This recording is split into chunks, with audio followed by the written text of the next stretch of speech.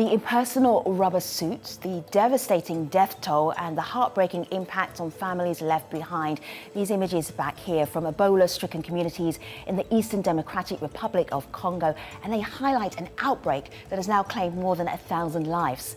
I'm Femi Oke. I'm Malika Bilal. We'll look at the impact of a persistent epidemic that is receiving only limited worldwide attention and ask what is needed to end it. Send your thoughts through Twitter and YouTube.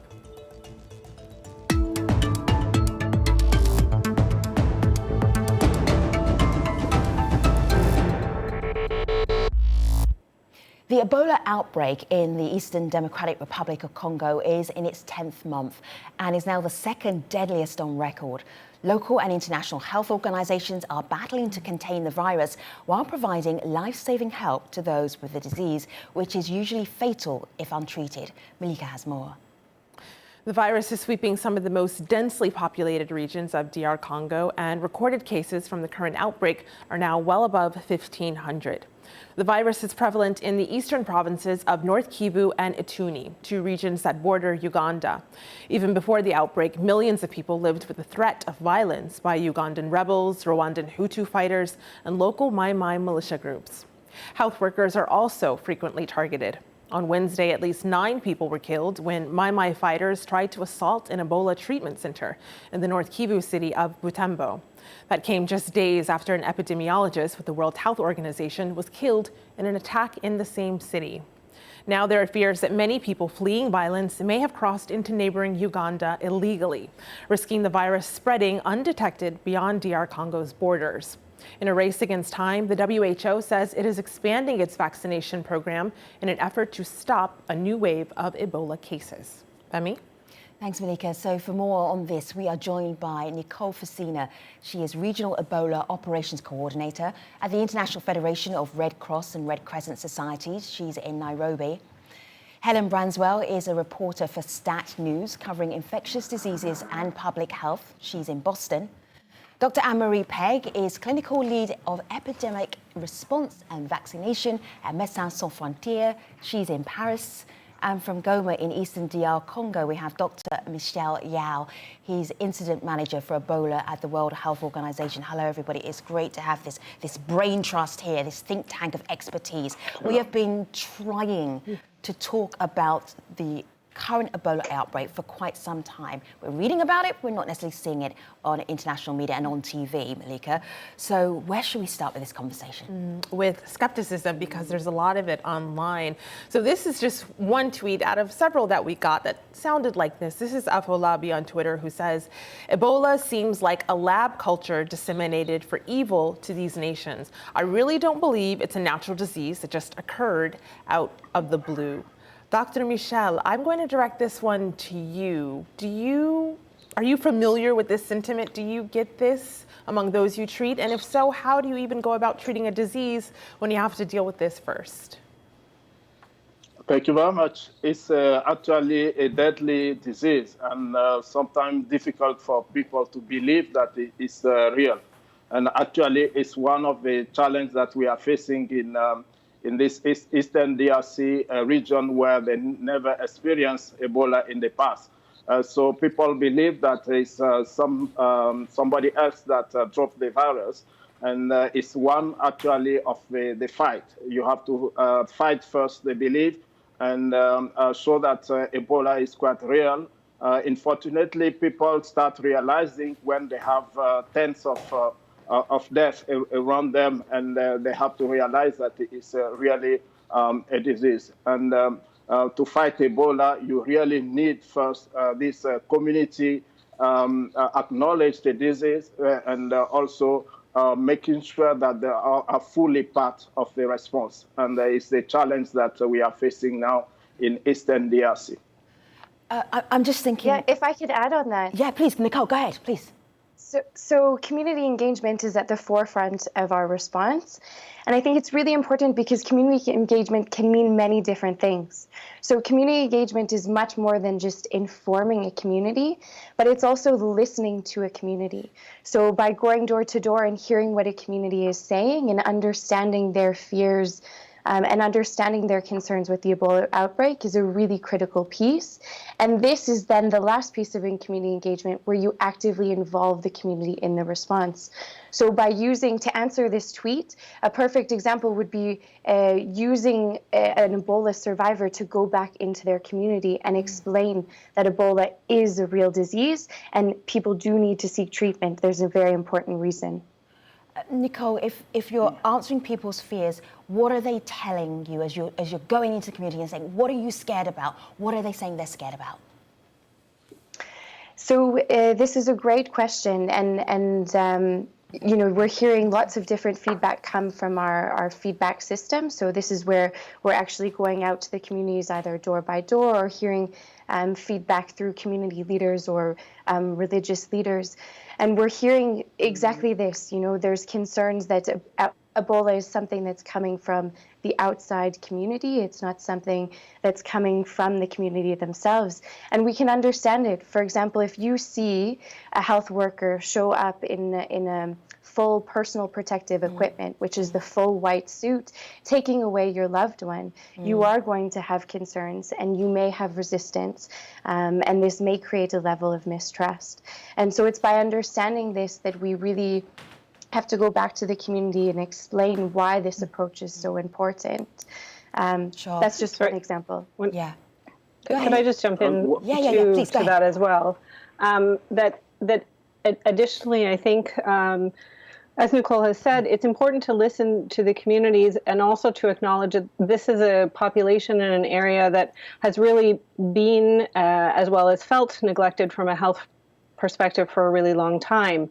And again, absolutely, seeing a massive deployment of resources for a disease that no one has heard of before is understandably terrifying, but also confusing and also likely to inspire mistrust if the community feels that their other longstanding health needs haven't been addressed. And so I think it's also important to look at how resources from the response can be integrated into the existing healthcare system to make it stronger, both to respond to this epidemic, but also to be able to respond to future epidemics and or other outbreaks of infectious diseases that could happen in the future. Yeah, Maria, I want to give people an example of what could be super scary. Michelle, I'll come back to you in just a moment.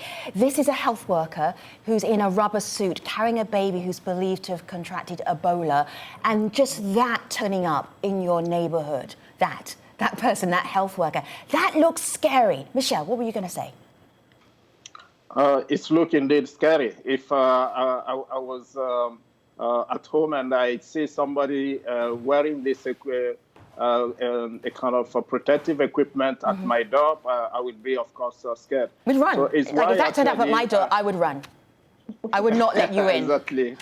Yeah, and it's why learning also for the outbreak in West Africa, we try to make sure that we have social scientists, anthropologists interacting with communities and bringing back this fear. And we try to make it as friendly as possible.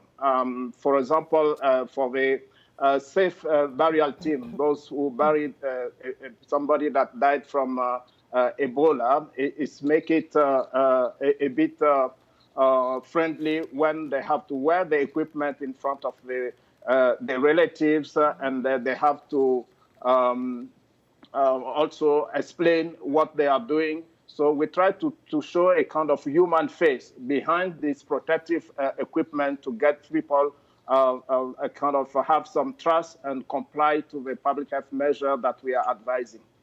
And of course, it's an attempt, but the trust is not always there. And that is indicated here. Just one of the articles, and of course, we mentioned it at the very top of this show, but the AP reports not too long ago, 119 attacks have been recorded since January, 42 of them directed at health facilities, and 85 health workers affected, being killed or wounded in that. And so our community responds to that. This is TJ. He says, this is affected to the extent that some of the healthcare team are afraid to show up at various centers to treat Ebola patients, which has led to the increase of death among patients. Dr. Anne-Marie, I want to give this one to you. Talk to us about that fear and what it is that health workers are facing.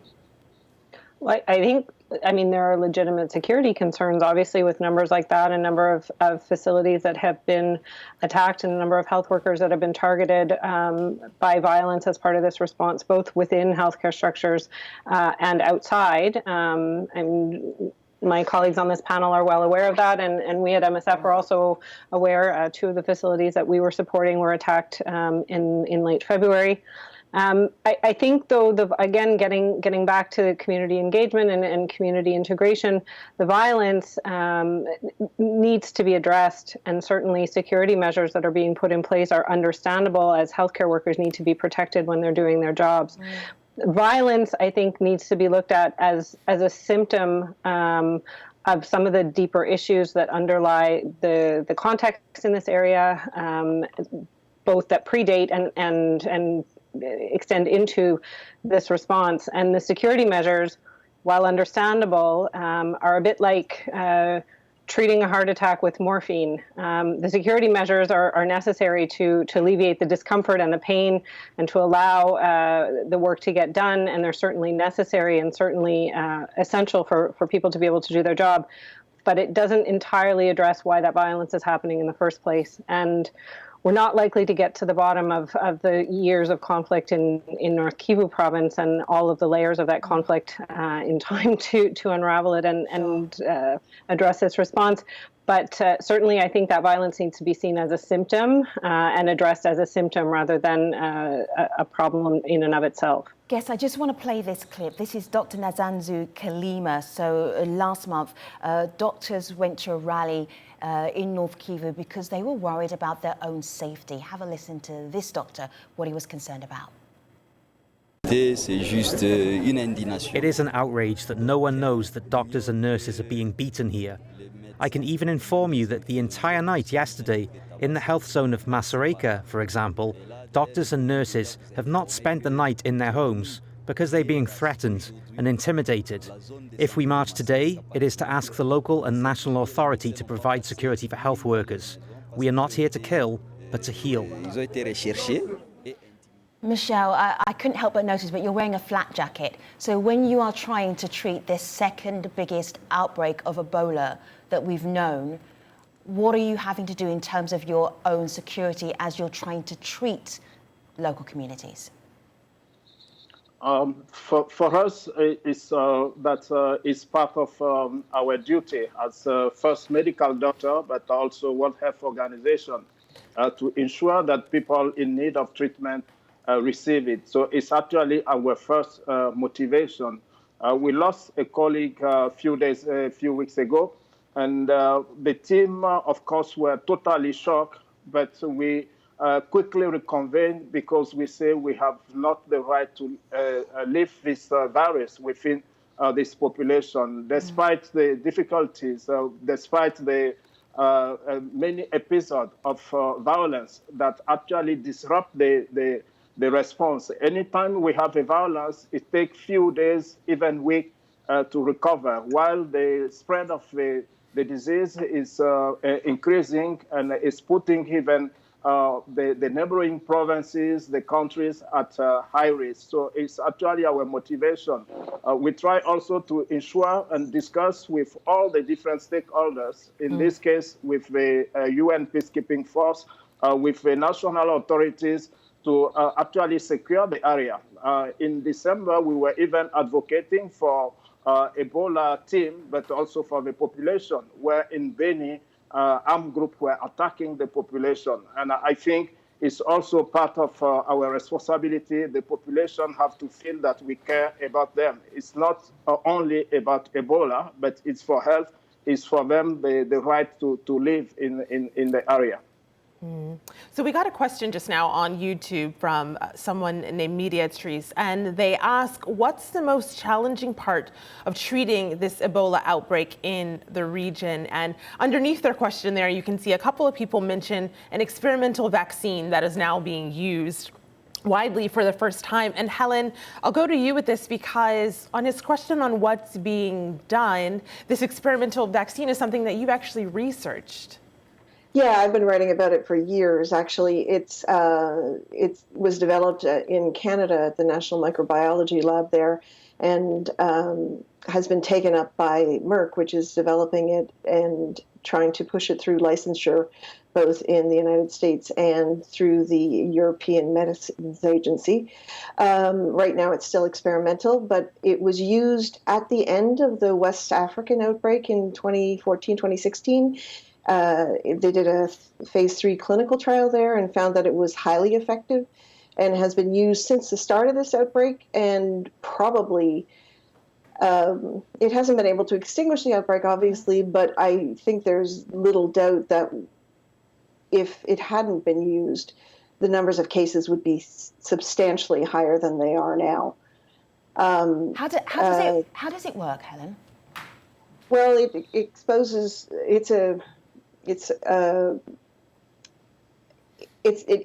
exposes essentially the immune system to a protein that's on the outside of the Ebola virus. Okay. It's not Ebola itself, but it trains the immune system to see that, recognize it. So if it becomes exposed to Ebola, antibodies start to develop really, really rapidly. And in fact, it is a vaccine that works quite quickly. It was specifically designed to be an outbreak vaccine. Yeah. So they say that within about 10 days, one dose should get you to protection. Wow.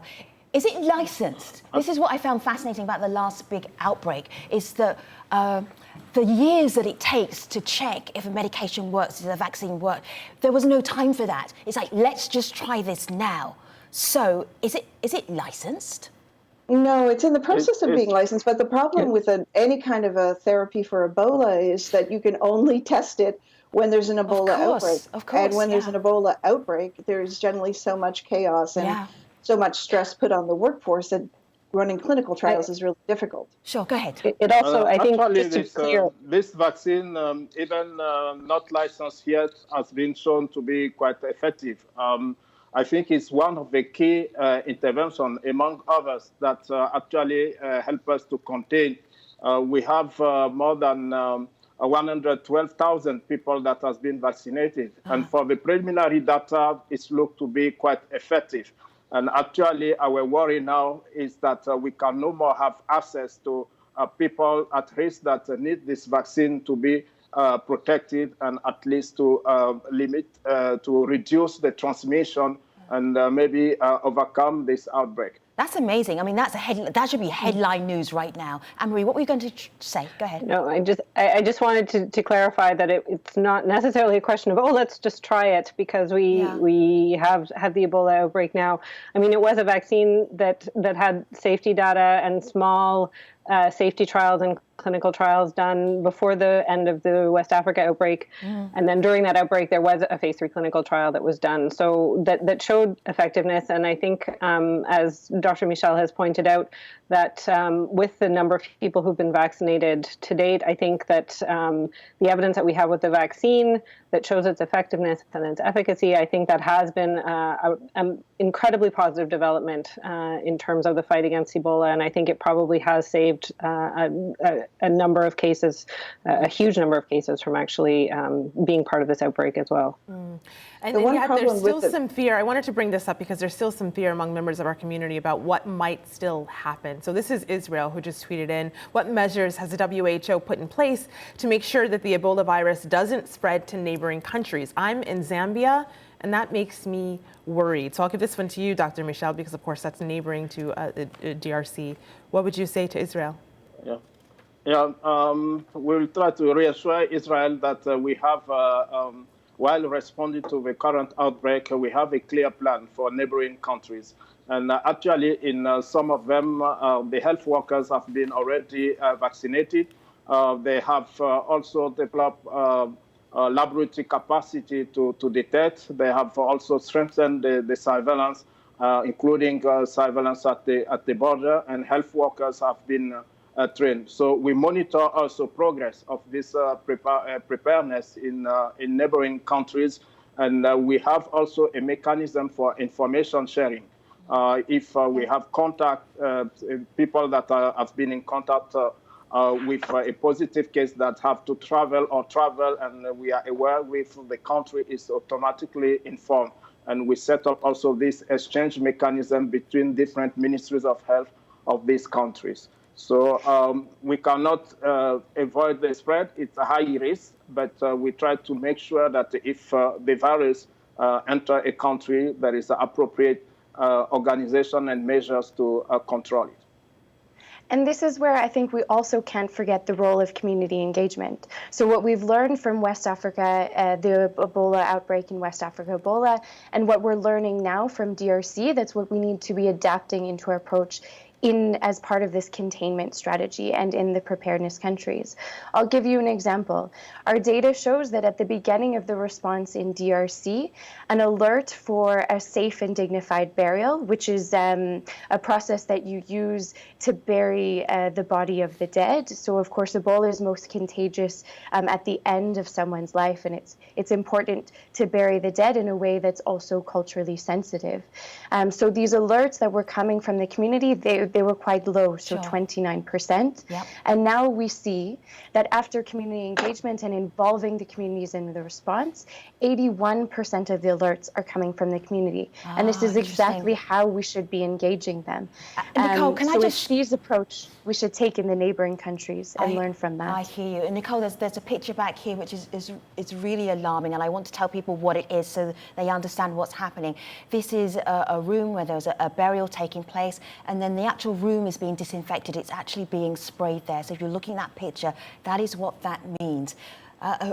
There are people who recover from Ebola, and those survivors are also helping with the education process. So before we go, I want you to meet Janine Masika. And you can also hear how easy it is to spread Ebola from one person to another person. Have a listen to her story. Ebola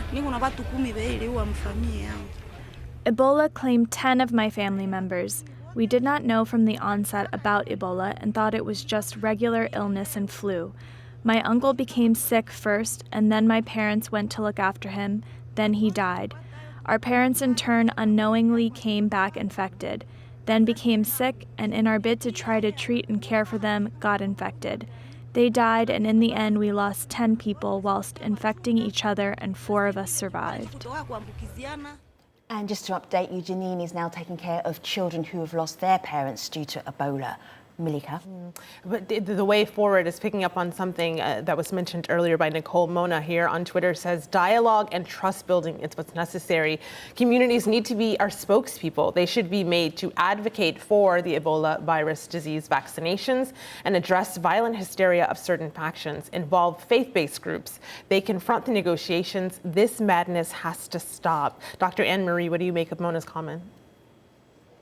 I think it's correct, but I think that's exactly what all of the actors that are currently involved in the outbreak are trying hard to do right now, and that is to make those relationships with faith-based organizations, with civil society groups, with different slices of the population within the communities, women, men, taxi drivers, all of the different groups that one could imagine, to get the opinion of the community as to what the next step should be, what their fears are, what their disbeliefs are, what rumors are circulating, how to address those rumors, and also what the needs are of the population outside of Ebola, to see if there's a way that the Ebola response can integrate a little bit better into addressing some of the long-standing needs of the community, because that's also going to go quite a ways in terms of increasing acceptance of what needs to happen in order to respond to this epidemic.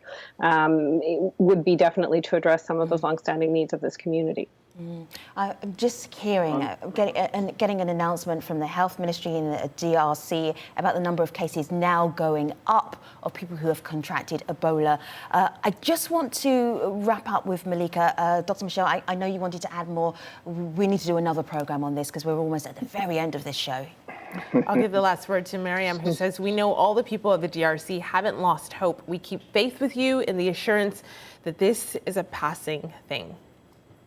Thank you so much, guests. We have Nicole and Helen and Anne-Marie and Michelle. Thank you for spending time away from your very important work to help inform our audience on the stream. We really appreciate it. You can continue to follow us on Al Jazeera at Twitter and YouTube and aljazeera.com/the stream. Luke and I will see you next time. Thanks for watching.